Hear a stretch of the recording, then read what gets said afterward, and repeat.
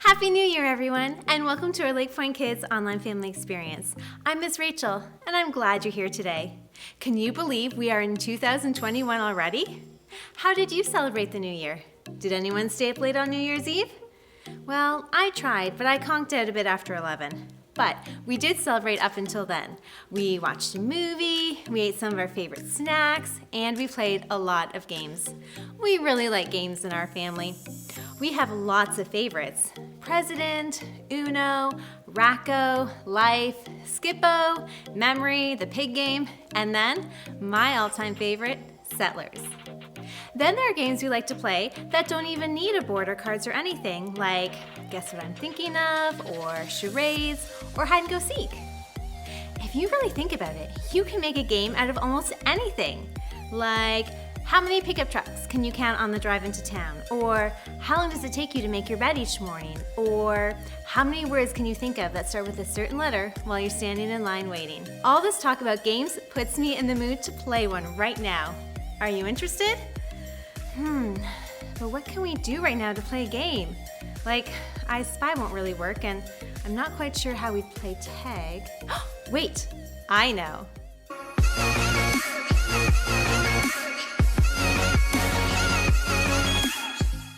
We're going to play Crack the Code with our new theme of the month. Now, I'll give you a couple hints. It starts with the letter R, ends with the letter Y, and has 12 more letters in between. It is a long word. Now, I've made up a special code where each number represents a letter. I'll put it up on the screen for you to see. You can press pause and try to figure it out along with your parents. The only rule with this game is that you can't keep watching until you've figured it out.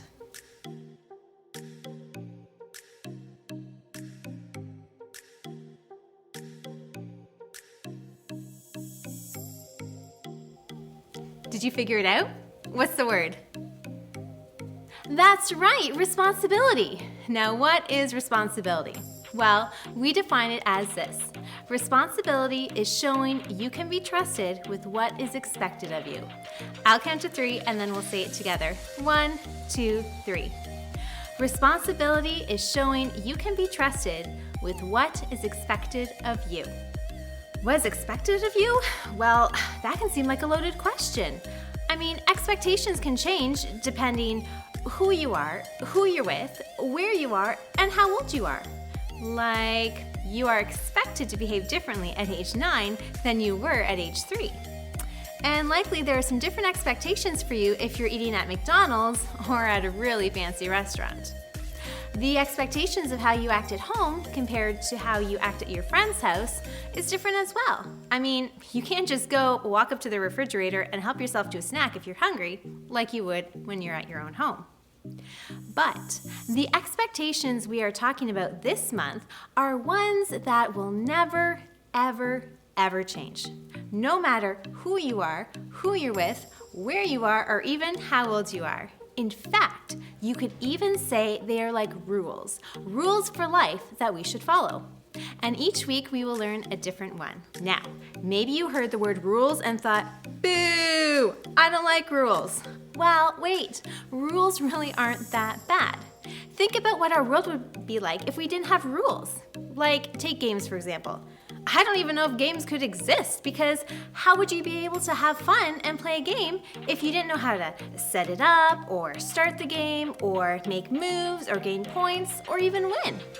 Like, imagine the game of Memory with no rules. Without rules, there'd be no flipping over of the cards and mixing them up. There'd be no turn taking. Peeking couldn't be stopped. People could go as many times as they wanted. I mean, what would even be the point of playing that game? Rules help to create an environment or an experience that can be fun and safe for everyone. And just like a game needs rules, real life needs some rules too. All right, time for another game. Well, generally speaking, rules are good, and those are the ones we're going to be focusing on this month. There have been some rather crazy rules made up over the years. Now let's take a look at some of them and see if you can guess whether they're real or not with a round of true or false. In a southern state, it was once against the law to have an ice cream cone in your back pocket. True or false? True. In a Canadian province, it used to be against the law to paint a wooden ladder. True or false? True.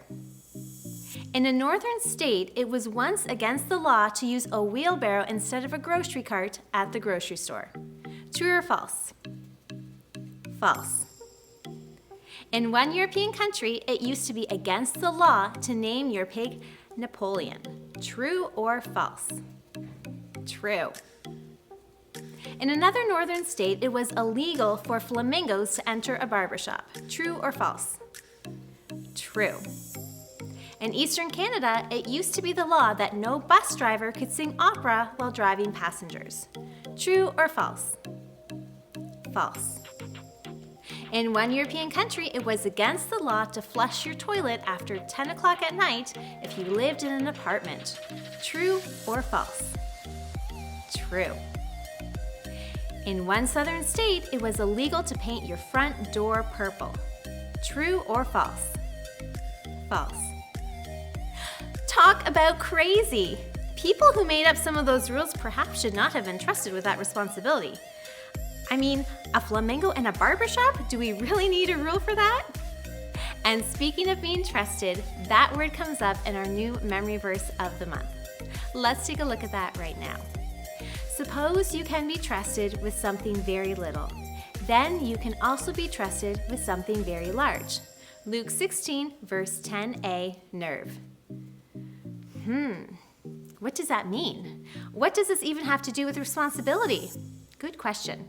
What this verse is saying is that when you prove to be responsible and trustworthy with something little, people will have confidence in trusting you to be responsible with something larger. Think of it like this. If each time you're paid your allowance and you spend it all in a flash on silly little things you don't need, do you think your parents are going to want to increase your allowance anytime soon? Probably not.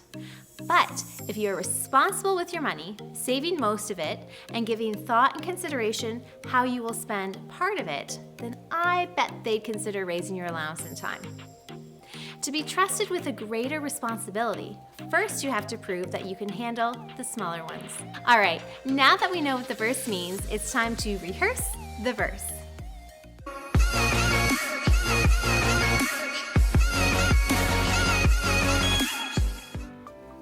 Suppose you can be trusted with something very little. Then you can also be trusted with something very large. Luke 16, verse 10a, nerve.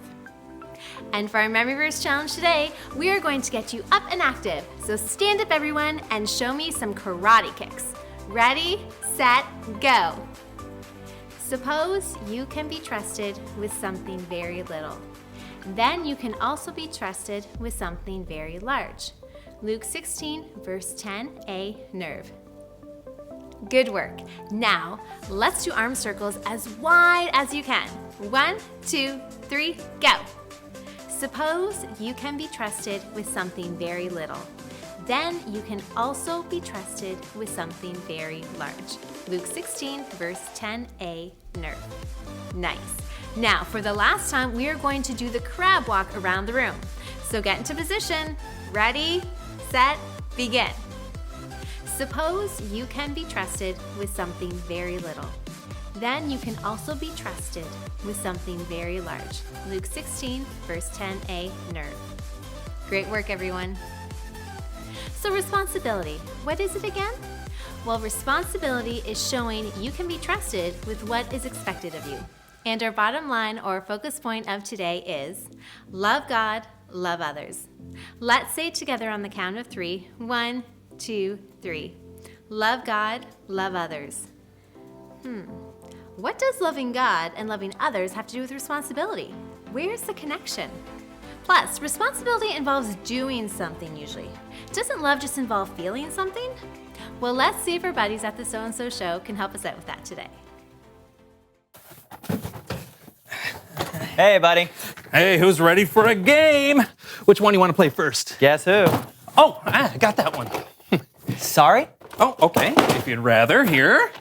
Well, should we risk it? Oh, yes, risk it. You know, we might as well. I have all day. Uno, por favor. Yeah, si, mi amigo.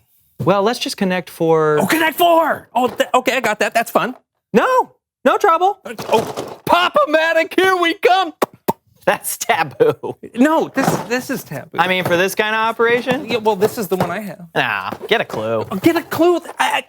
Okay, will you just make up your mind what game you want to play? Oh, hey, John, when did you get here? What are you talking about? We've been having a conversation this whole time. No, sorry. It's just John. He's about to play some games, apparently. It boggles the mind. What's that? Oh, that is just perfection!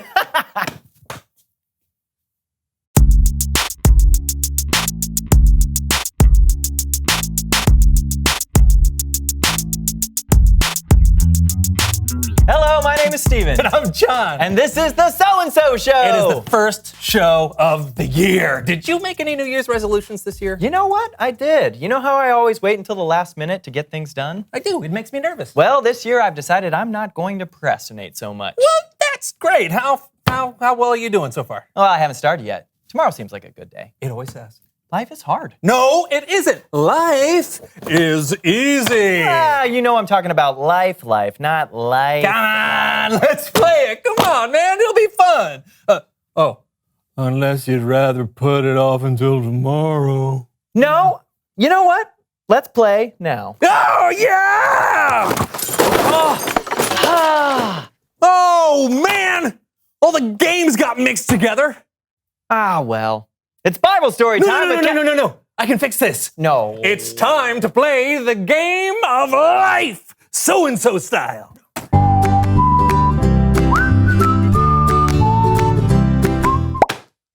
What is happening, John? Life is happening, my friend. Now, what would you like to do first? Would you like to go to school or start your career? I will go to school first. That was easy. Okay, let's see where you go next. Oh, right. Okay, here we go. 1, 2, 3, 4, 5, 6, 7. Oh, you just passed go. Collect $200. Whoa!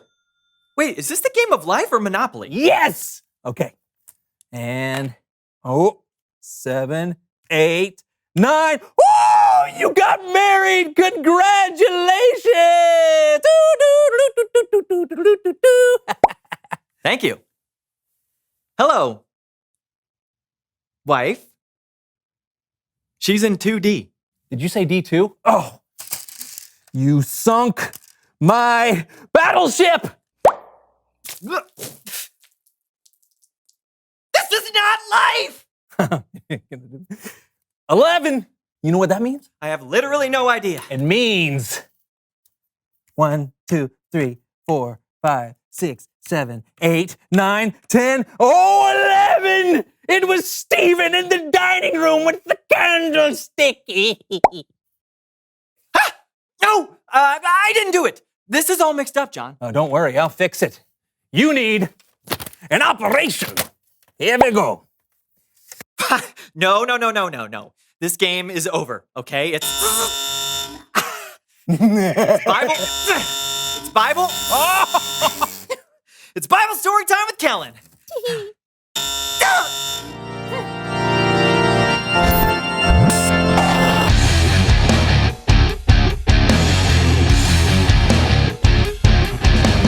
Hey guys. Hello, Kellen. What are we talking about today? Well, today we're talking about responsibility. Really, our most important responsibility. What Jesus called the greatest commandment. Some of you may know that the Bible contains hundreds of laws or commandments from God. Well, a couple thousand years ago, someone asked Jesus which of God's commandments was the most important. And this is what Jesus said. Love the Lord your God with all your heart and with all your soul. Love him with all your mind. This is the first and most important commandment. Pretty simple? Or is it? How do you love God with all your heart, soul, and mind? Praying a lot? Reading my Bible? Going to church? Singing? All good ways to show God that you love him. And Jesus gave us another way. Jesus said this is the first and most important commandment. And the second, he said, is like it. Love your neighbor as you love yourself. Everything that is written in the law is based on those 2 commandments. So, how do you love your neighbor? Let's find out on Love thy neighbor! Let's Meet Your Neighbors. Now, a neighbor doesn't have to be someone who lives in your neighborhood. It can be someone you meet anywhere. Got it? Got it. Then let's love that neighbor. Question number 1. Brandon, how do you love your neighbor if they invite you to a party at their house? First of all, it's Steven. But I can bring snacks or sodas to the party. John, how do you love your neighbor if they give you a gift? Send a thank you note? Ooh, good one. Yeah. I like that. Oh, thank you. Brandon, how do you love your neighbor if they shovel snow from your driveway? Okay, once again, Steven. I'm Steven. And I would shovel their driveway next time. Oh, Kellen. Wow, that's amazing. John, how do you love your neighbor if they spend all night playing bagpipes in the apartment above you? I don't love my neighbor at all. That's annoying. Agreed. Yes, very annoying. Brandon, how do you love your neighbor if they keep forgetting your name? Funny you should say that because, once again, 3rd time, my name's Steven Kellen. We have met many a time, and I would say I'd probably get angry. Yeah. Kellen? John, how do you love your neighbor when they lose the comic book you let them borrow? Whew. Well, I don't lend them another comic, that's for sure. No way. How do you love your neighbor when they break a promise to you? Well, you know, I would insult them on social media. Yeah. Good idea. Yeah. Always. John, how do you love your neighbor when they take that last piece of pizza? What kind of monster would... Are you kidding me? And that is the end of the speed round. Brandon, one final question. Do you love your neighbor? I mean, it was great that they shoveled the snow from my driveway and all, but they also forgot my name many times. So, no, I'm sorry, neighbor. I do not love you. John, same question. Do you love your neighbor? No way. Play your bagpipe somewhere else, neighbor. Annoying. You did not love your neighbor. You lost. What? Okay, well, what would the prize have been if we would have won? $1 million. What? Oh, no. Let's meet your neighbors. Hey, how's it going? Huh. What's up? It's an attractive dude. Jesus did say, love your neighbor as you love yourself. You see, sometimes when it comes to loving people, it helps to put yourself in their shoes. Oh, yeah, I get it. So I think I know why you took the last piece of pizza. Because if you're anything like me, you get hungry all the time. He does. And I like pizza a lot. Oh, that's great, isn't it? Yeah, I'm actually getting hungry right now. Hey, you're not a monster. And I love you, neighbor. I love you. That was touching. And you know, I don't like it when somebody breaks promises, but if I'm honest, I mean, let's be honest. I can let people down sometimes too. And I want others to forgive me, so therefore, ipso facto, I love you, neighbor. Right back at you, Brian. It's Steven. Steven. That's what I said, right? Great job, guys. You love your neighbors. Awesome. Now, where are we at on that $1 million? Jesus said the most important thing we should do is love God. And the second most important thing to do is to love our neighbors. It's not always easy, but remember, our neighbors are people who make mistakes just like we do. They're people who are forgiven by God just like we are. And it's our responsibility to love them the way that we want to be loved. Thanks, neighbor. Yeah. See you, John and Brian. Yeah, that's weird. Back to you guys. It's a good game. Yeah, and we learned something too. Yeah.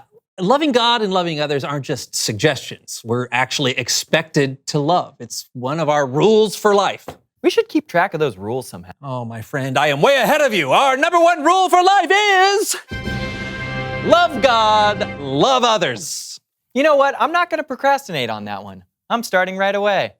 Love you, John. Oh, I love you too, Brian. It's Steven. Reveal the question.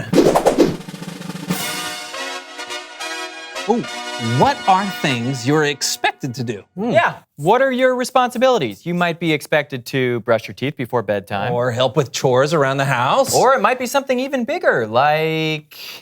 Oh, yeah. Hey, talk about it together. And we'll see you next time on the So-and-So Show. Yes! Are they just going to Yeah, I think we'll stay. stay? I have no idea. Handsome dudes. Thank you. Shh. Huh? Oh, School or career? I'm starting my career. All right. You're a waiter. Uh-oh. Don't tip the waiter. Steven, get me out of here Before? Aw, man. You sunk my battleship. Oh, no, that's my destroyer. No, battleship. Doesn't matter. This is not the game of life. Hey, it could be worse. You could be playing Chutes and Ladders. Bye. I used to think that since loving God was the first rule, that it was the most important rule, and that loving others was still important, but not really as much. Kind of like when your parents have rules like don't talk to strangers and no eating in bed. Both are rules, but clearly one is more important than the other. But then I realized that isn't the case at all. Both rules, loving God and loving others, are equally important. You can't just love God and not others, and you can't just love others and not God. But why then does the Bible start with loving God first? Well, I think it's because loving God helps you love others. When we start a relationship with God, He fills us up with good things that come from Him if we let Him. Things like more love, more patience, more kindness, more generosity, and so forth. And so that love then from God can pour out of us onto other people. As well, we can pray and ask God to help us put ourselves in other people's shoes to better understand how they feel. We can ask God to help us love them like He does. And those are prayers that God loves to answer because God is serious about love. In fact, He says that you don't even really love Him if you don't love others. God loves you and every other person so much that He sent His Son to die on the cross. He clearly loves people like crazy. And so it only makes sense that He would ask us to do the same and help you to love others too. It's time to bring it home now with our small group time. So along with your parent, listen to today's instructions.